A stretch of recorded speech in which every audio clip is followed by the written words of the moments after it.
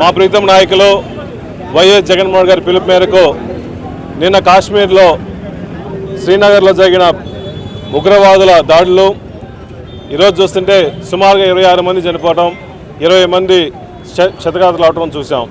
నిజంగా ఈ చాలా హేయమైన ఘటన. వైఎస్ఆర్ కాంగ్రెస్ పార్టీ తరఫున పూర్తిగా ఖండిస్తున్నాము. భారతదేశంలో కాశ్మీర్ చాలా సుందరమైన ప్రదేశం.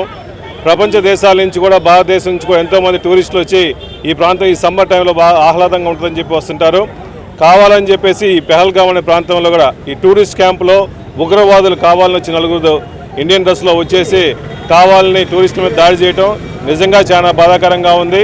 ఎందుకంటే ఈ చాలా రోజుల తర్వాత, చాలా సంవత్సరాల తర్వాత ప్రశాంతంగా ఉన్న భారతదేశంలో, ప్రశాంతంగా ఉన్న హిందూ దేశంలో ఇటువంటి కావాలని ఉగ్రవాదులు తెలియజేసి శాంతి భద్రతల్ని విఘాతం కలిగించాలని చెప్పేసి టూరిస్టులు ఆ ప్రాంతానికి రాకూడదని చెప్పేసి కావాలనే పక్కన మిగిలిన దేశాల సపోర్ట్తో ఉగ్రవాదులు దాడి చేస్తున్నారు. ఇది నిజంగా బాధాకరం.